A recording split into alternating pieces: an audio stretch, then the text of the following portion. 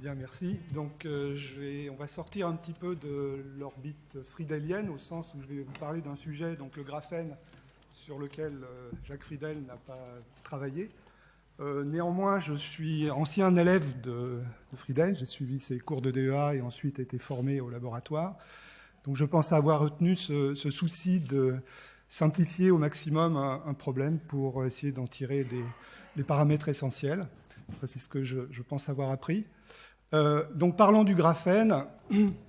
Alors, il se trouve que Friedel, jusqu'à, je pense, les dernières années de sa vie, a beaucoup suivi l'actualité scientifique et il aimait beaucoup mettre en perspective des résultats nouveaux, les remettre en perspective de façon historique. Alors, personnellement, j'ai eu un petit commentaire de sa part. Il se trouve que j'avais eu le plaisir de venir ici auprès de la section de physique pour faire une petite présentation sur le graphène. Et j'avais ensuite reçu un petit message. Alors, un message, évidemment, c'était un message, c'était une enveloppe, hein, c'était pas un email. Et donc, il m'avait expliqué comment il voyait l'histoire du graphène. Alors, je voudrais vous lire ce petit message. C'est assez curieux que le graphite ait été très à la mode en France quand je suis rentré d'Angleterre en 1952, avec notamment une grosse activité fondamentale à Orléans, parce que les premiers réacteurs nucléaires étaient au graphite.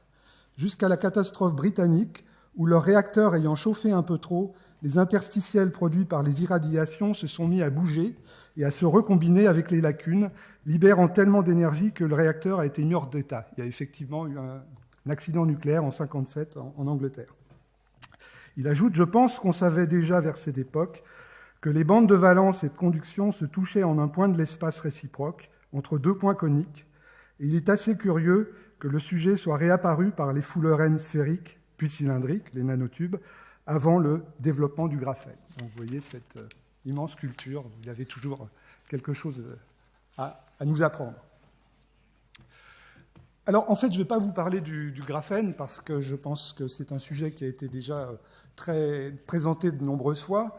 En fait, je vais vous parler de graphène artificiel, c'est-à-dire des systèmes dans lesquels on va essayer de reproduire la physique du graphène. Alors, c'était uniquement reproduire, ça, c'est pas très intéressant, mais d'essayer d'y découvrir de nouvelles physiques qui n'est pas abordable dans le graphène lui-même. Donc, je vous rappelle la structure de ce système, de ce plan parfaitement bidimensionnel avec un réseau en nid d'abeille. Et la conséquence de cette structure, c'est que le spectre électronique a une structure lui-même tout à fait particulière et les électrons qui vont nous intéresser, la dynamique des électrons qui nous intéresse, est représentée par deux régions ici, pour lesquelles la relation de dispersion, c'est-à-dire l'énergie en fonction du vecteur d'onde, ou de l'impulsion, cette relation de dispersion est parfaitement linéaire. C'est-à-dire qu'au lieu de se propager comme des particules massives dans le vide ou dans la plupart des solides, les électrons se propagent comme des particules sans masse. Donc ça a été une des premières, je pense, ce qui a largement contribué au développement de cette physique. Et en plus, ces points particuliers, qu'on appelle les points de Dirac, sont décrits correctement par une équation de Dirac de particules relativistes sans masse, qui a donné, je pense, aussi lieu à un certain nombre de titres assez, comme sur les titres des découvreurs, physique quantique relativiste sur une expérience de coin de table ou QED dans la trace d'un crayon. Alors, cet aspect-là, cette relation de dispersion linéaire, c'est important. Un deuxième point important, c'est que vous voyez que ici, vous avez en fait dans un motif du graphène, vous avez deux atomes inéquivalents. Ils sont identiques, ce sont deux atomes de graphène, mais ils n'ont pas le même environnement. C'est-à-dire que la fonction d'onde, au lieu d'être comme une fonction d'onde électronique dans le vide, une fonction scalaire, a deux composantes. La composante sur les sites rouges et la composante sur les sites bleus. Et par conséquent, cette fonction d'onde ayant deux composantes, elle a une structure tout à fait particulière autour de ces points K et K'. Elle s'enroule de façon différente autour d'un point de Dirac ou de l'autre point de Dirac. C'est une sorte de vortex, si vous voulez. Donc on a un aspect ici topologique, et quand on joue avec des charges, on a une charge effective, alors techniquement ça s'appelle une phase de Berry. Quand on joue avec des charges, naturellement, on peut se poser la question, est-ce qu'on peut les faire bouger ou éventuellement les faire disparaître. Est-ce qu'on peut faire disparaître ces nombres topologiques ? Et donc, un point sur lequel on a beaucoup travaillé, c'est la manipulation de ces points de Dirac. Est-ce qu'il est possible, non pas dans le graphène parce que le graphène ne se prête pas à une modification de paramètres, est-ce qu'il est possible de modifier ce spectre et de faire bouger, éventuellement disparaître ces points de Dirac? Donc pour ça, il faut évidemment modifier le réseau. Donc il faut le déformer de façon adéquate, ce qui n'est pas possible dans le graphène. Et donc on a cherché d'autres situations, et je vais vous montrer deux situations où on a remplacé les électrons soit par des micro-ondes, soit par des atomes froids, où on voit cette physique, et il y a de plus en plus de systèmes maintenant qui montrent cette fusion des points de Dirac. Alors je reviens un petit peu aux bases, c'est-à-dire c'est le spectre électronique donc, du graphène. Donc, vous avez ici des électrons qui se délocalisent d'un atome à un autre et qui peuvent se déplacer de façon isotrope. L'idée, c'est de briser cette isotropie, c'est-à-dire typiquement, par exemple, de comprimer ou de dilater le graphène dans une direction. Et quand vous effectuez donc cette compression, le spectre va bouger continuellement, il va se modifier, et les deux cônes vont devenir de plus en plus anisotropes jusqu'à ce qu'ils fusionnent. Au moment où ils fusionnent, vous avez donc une transition topologique, c'est-à-dire plus-moins, ça donne 0, vous avez perdu cette cherche topologique, et vous voyez que le spectre, maintenant, ici, est quadratique. Mais il est toujours linéaire dans l'autre direction. Ce qui fait qu'on a affaire, finalement, maintenant, à de nouvelles particules qui sont massives dans une direction, mais qui sont sans masse dans l'autre direction. C'est quand même assez remarquable, et évidemment, on a envie de voir cette transition quelque part. Ça s'appelle maintenant un spectre semi-Dirac. Alors, comment voir cette transition? D'abord, est-ce que c'est lié à... Alors voilà, si on continue à distordre, on ouvre un gap et on a une phase supraconductrice. Alors d'abord, est-ce que ça résulte d'un modèle jouet ou est-ce que ce scénario est universel? Alors on a montré qu'il était effectivement universel, c'est-à-dire qu'il ne dépend pas du réseau que l'on choisit. Si on choisit par exemple ce réseau qu'on appelle mur de briques, qui est un petit peu exotique en matière condensée, mais on verra qu'on peut le réaliser dans d'autres domaines, quel que soit le réseau que vous allez prendre à 2 dimensions avec 2 objets par cellule unité dans le motif, on voit que ces points de Dirac vont fusionner toujours à un point particulier de l'espace réciproque, un point particulier, la moitié des vecteurs d'onde du réseau réciproque. Et surtout, autour de cette fusion, vous avez un scénario universel. Alors, je ne vais pas rentrer dans les détails, mais on a un Hamiltonien. Alors, un Hamiltonien, ça décrit le mouvement des fonctions d'onde. Les fonctions d'onde, je vous ai dit, ont 2 composantes sur les sites rouges et les sites bleus. Et on a un Hamiltonien qui est décrit par 3 quantités. La masse, je vous ai dit que le spectre était massif dans une direction. Une vitesse, je vous ai dit qu'il était linéaire dans l'autre direction, et un paramètre qui va piloter cette transition. Et suivant la valeur de ce paramètre, vous allez avoir point de Dirac ou alors une phase gapée. Alors, je pense qu'en physique, il y a beaucoup d'hamiltoniens qui ont été appelés universels. Pourquoi on l'a appelé universel? Parce qu'il ne dépend pas des paramètres microscopiques du problème qu'on considère. C'est qu'à chaque réalisation microscopique dont je vais vous parler, on peut faire dériver une masse, une vitesse et ce paramètre delta star qui pilote la transition. Alors c'est très bien, on a un scénario universel, maintenant il faudrait le voir quelque part. Et donc je vais vous montrer 2 expériences qui ont été réalisées donc, il y a peu de temps. Donc une première par le groupe de Fabrice Mortesagne à Nice, où l'idée c'est de remplacer les atomes de carbone par des petits résonateurs diélectriques. Alors là, on change d'échelle, hein, ça a de la taille de l'ordre du centimètre, et on va propager des micro-ondes dans ces résonateurs.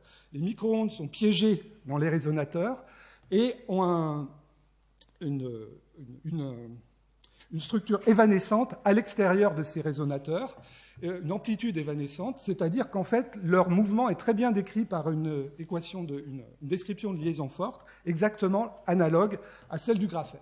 Qu'est-ce qui reste à mesurer? On va sandwicher ces plots diélectriques entre 2 plaques de cuivre pour avoir une structure bidimensionnelle. On envoie donc des micro-ondes, on mesure le coefficient de transmission, et ce coefficient de transmission, c'est directement la densité d'état de ces ondes, donc en fonction de la fréquence. Ça ressemble tout à fait à la densité d'état électronique du graphène en fonction de l'énergie des électrons. Alors ceux qui connaissent bien cette densité d'état vont reconnaître donc la décroissance linéaire de la densité d'état au point de Dirac. Vous voyez une structure très ressemblante. Évidemment, ici, on a un petit nombre d'atomes, donc on a un petit nombre d'états. On a une asymétrie qui est tout à fait bien comprise, qui est liée à au couplage supérieur entre ces différents atomes, entre guillemets. Alors, encore une fois, l'intérêt ici n'est pas uniquement de reproduire la physique du graphène. L'intérêt de ces micro-ondes ici, c'est leur flexibilité. Évidemment, maintenant, si on veut chercher cette transition de fusion, il faut déplacer, étirer le graphène. Là, c'est très facile. Il suffit, alors ça ne se fait pas tout à fait à la main, mais il suffit de déplacer ces plots. Et donc, on peut sonder très facilement la physique du graphène, en particulier, par exemple, la physique des états de bord, qui a été quelque chose qui est beaucoup étudié dans le contexte du graphène. Là, c'est très facile de déplacer une antenne et de suivre la fonction d'onde le long des bords. Alors voilà l'expérience qui a été faite. Donc voilà, on prend un réseau isotrope, on le distord, et puis on va suivre la densité d'état. Donc voilà ce à quoi on s'attend.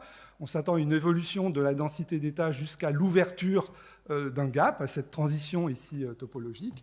Et c'est effectivement, je dirais presque sans surprise, une fois qu'on a compris qu'on avait une analogie parfaite entre le mouvement des électrons et l'équation d'onde pour ces micro-ondes.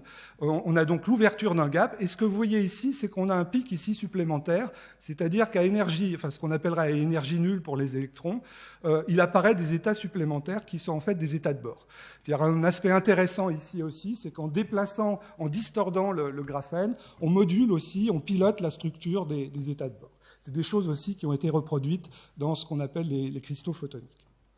Alors une autre expérience, la deuxième dont je veux vous parler, c'est une expérience qui est faite avec des atomes froids. Donc cette fois-ci, on remplace la modulation périodique du réseau par un réseau optique dans lequel on va piéger des atomes, donc qui jouent le rôle des électrons, et ces atomes peuvent se déplacer d'un puits à un autre du réseau optique. Et en fait, précisément, la structure qui a été réalisée ici dans cette très belle expérience, ce n'est pas un réseau en nid d'abeille, mais un réseau en mur de briques. Il se trouve qu'avec des faisceaux laser en nombre suffisant, perpendiculaires les uns aux autres, il est relativement facile, enfin c'est pas moi qui l'ai fait, de créer ce réseau de briques. Et donc l'idée, c'est de sonder, de voir si on observe ce spectre avec ces deux points de Dirac, et est-ce qu'on peut déplacer, manipuler ces points de Dirac. Alors, comment voir ces points de Dirac? Alors là, ce qui a été remarquable, c'est l'expérience qui a été faite. Donc, ce que je vous montre ici, c'est la relation de dispersion, mais vue par-dessus. C'est-à-dire que ce sont des lignes iso-énergie. Vous avez ici, c'est un réseau de symétrie carrée, donc rien à voir, a priori, avec l'hexagone du graphène. L'idée, c'est donc de prendre un atome dans son état fondamental, de l'accélérer. Et quand on accélère une particule, on a un mouvement uniforme dans l'espace réciproque, et on va fabriquer ce qu'on appelle des oscillations de Bloch, qui sont bien connues depuis Félix Bloch, les années 30, simplement qui étaient difficiles à voir avec des électrons à cause du temps de vie des particules, alors que depuis les années 90, on voit très bien ça avec des atomes froids. Et donc on accélère ici le long dans l'espace réciproque, on accélère une particule, ce qui fait qu'au bout d'une oscillation de Bloch, la particule qui était dans son état fondamental est restée dans la bande du bas et revient dans l'état fondamental. Maintenant, si ici on prend une particule qui se trouve à ce point-là de l'espace réciproque, vous voyez que là, elle va taper sur un point de Dirac, c'est-à-dire qu'elle va passer de la bande inférieure à la bande supérieure. Et donc l'idée de cette expérience, c'est non pas d'envoyer deux particules, mais c'est d'envoyer un nuage de fermions pour pouvoir scanner la relation de dispersion. Et donc, vous envoyez ici un nuage, vous voyez, et au bout d'une période, d'une oscillation de Bloch, vous voyez qu'on a perdu ici des états, parce qu'ils sont passés via les points de Dirac dans la bande supérieure, et là, ils se trouvent dans la deuxième zone de Brillouin.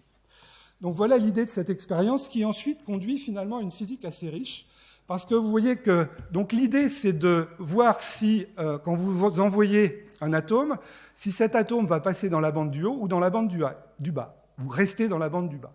Et cette probabilité de passer dans la bande du haut, c'est ce qu'on appelle la probabilité de l'endozénaire, c'est connu depuis les années 30, dépend du gap. Donc s'il n'y a pas de gap, ça passe, au point de Dirac, ça passe, et puis s'il y a un gap, ça passe pas complètement.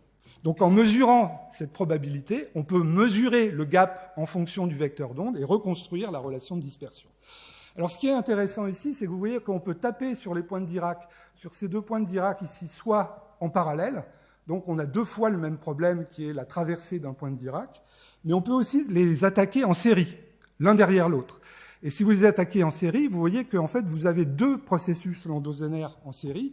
Et vous voyez que pour passer dans la bande du haut, il y a 2 solutions. Soit on passe la première fois, mais pas la deuxième. Soit on passe la première, on passe pas la première, mais on passe la deuxième. Voilà.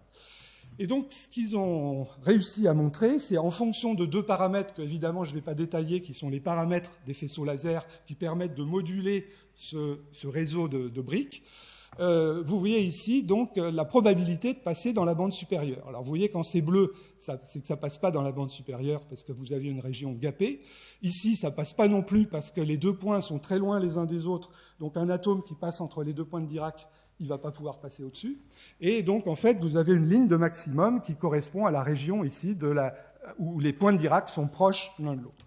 Et comme je vous l'ai dit, c'est un petit peu plus compliqué. Ça dépend de la façon dont on attaque ces 2 points de Dirac. Alors, hamiltonien universel, l'idée pour nous, ça a été de dire, on reprend ces paramètres microscopiques, on les relie à un modèle effectif de liaison forte, on les relie ensuite aux paramètres de l'hamiltonien universel, une masse, une vitesse et ce paramètre qui pilote la transition, et on a pu de cette façon-là reproduire exactement, sans aucun paramètre, les probabilités observées. Donc voilà, là on a une belle réalisation de cette fusion, cette manipulation des points de Dirac. Alors, la physique devient un petit peu plus riche, vous voyez, parce que finalement, quand on attaque deux points de Dirac en série, je vous ai montré qu'il y avait 2 possibilités de passer de la bande du bas à la bande du haut, mais on pourrait se dire, oui, mais on va peut-être faire les 2 en même temps, c'est-à-dire faire des interférences dans l'espace énergie-impulsion, dans l'espace réciproque. C'est un peu l'expérience des trous de Young, mais l'énergie joue le rôle d'une distance. Donc en fait, on ne doit pas additionner des intensités, mais des amplitudes, donc il y a un facteur de phase. Donc il y a des phases. Une phase est bien connue, c'est la phase, ce qu'on appelle la phase dynamique, c'est-à-dire c'est une phase qui dépend de la différence d'énergie entre les 2 trajectoires. Et une autre phase qui s'appelle phase géométrique, qui est reliée, elle, à la structure topologique de la fonction d'onde, à des aspects qu'on appelle phase de Berry, etc. Et c'est quelque chose qui est beaucoup étudié en ce moment dans la physique des atomes froids, de se déplacer dans l'espace réciproque pour sonder la structure des fonctions d'onde. Alors, je voudrais, pour terminer, revenir, là on est sorti de la matière condensée. Très récemment, évidemment, nous on cherche des réalisations expérimentales de cette manipulation de points de Dirac, et il y a depuis récemment un intérêt pour ce qu'on appelle le phosphore noir. Vous remplacez les atomes de carbone par des atomes de phosphore. Alors, il se trouve que maintenant, l'hybridation n'est plus sp2, mais sp3, et donc si vous voulez faire un plan de phosphore, vous avez un plan qui est en fait constitué de 2 plans couplés. Donc vous avez un plan d'atomes inférieur, un plan d'atomes supérieur, et puis des liens qui relient ces 2 plans. Et vous voyez qu'on a une structure finalement qui ressemble au réseau de briques ou au réseau graphène. Les lignes rouges et roses sont de même amplitude et les lignes bleues sont d'amplitude différente. Donc naturellement ici, si on regarde les choses par-dessus, on a quelque chose qui ressemble au graphène déformé. Donc l'espoir, c'est qu'on puisse voir ce scénario de manipulation des points de Dirac dans le phosphore noir. Alors effectivement, il a été montré récemment que quand on applique une pression, on modifie un petit peu la distance entre les 2 plans, donc on change un petit peu l'amplitude des barres bleues, et donc en fait on réalise le scénario. Alors non pas sous contrainte, non pas la fusion des points de Dirac, mais l'émergence de points de Dirac. C'est-à-dire on part d'un semi-conducteur et on fait apparaître une phase de Dirac. Donc il y a un développement en ce moment qui nous intéresse beaucoup sur le phosphore noir et effectivement des scénarios qui ressemblent beaucoup à ce qu'on avait prévu. Donc on est assez content de toutes ces réalisations et je ne peux pas m'empêcher de revenir au problème qu'on a eu un petit peu il y a quelques années. On était un petit peu déprimés parce que ce scénario, personne ne pouvait le voir, y compris des critiques de rapporteurs dans une revue à laquelle on n'a pas publié, puisque ces 2 rapporteurs pensaient que les systèmes ne seraient pas réalisés expérimentalement. La relevance aux expériences était vraiment trop légère. Et donc, quand je revois ça, je ne peux pas m'empêcher de repenser à une phrase qu'aimait bien citer mon directeur de thèse, Pascal Lederer, qui disait, quand il avait à écrire un projet, c'est difficile de faire des prédictions, surtout sur le futur. Alors, il a attribué cette phrase à Bohr. Moi, j'ai cherché un peu plus. Alors, en fait, elle est attribuée vraiment à beaucoup de monde. Donc, ce qui m'amène à la conclusion. On s'aperçoit donc finalement, on a un certain nombre de manifestations assez différentes dans beaucoup de contextes, pas uniquement de matière condensée, de cette fusion de points de Dirac. Je vous ai parlé de points de Dirac qui ont des charges opposées, comme c'est le cas dans le graphène, mais on peut regarder d'autres scénarios de fusion, où les charges sont identiques. Donc au lieu d'avoir 1 moins 1 égale 0, on a 1 plus 1 égale 2. Donc on a une autre classe d'universalité. Ça, c'est des choses qu'on voit un petit peu, par exemple, dans les bicouches de graphène. Et finalement, on a une collection de questions qui se posent. Donc maintenant, pas uniquement en matière condensée, donc bon, on a une nouvelle thermodynamique, on a de nouvelles particules qui passent continuellement de particules massives à des particules sans masse, en ayant une transition de particules intermédiaires. Donc, par exemple, on peut se demander quels sont les effets d'interaction quel est l'effet d'interaction sur des particules qui sont ni massives ni sans masse. Voilà. Dans le cadre des atomes froids, il y a toutes ces questions sur ces effets d'interférence, sonder la structure des fonctions d'onde dans l'espace réciproque. Et puis, il y a un certain nombre de développements expérimentaux, donc les cristaux photoniques dont j'ai parlé.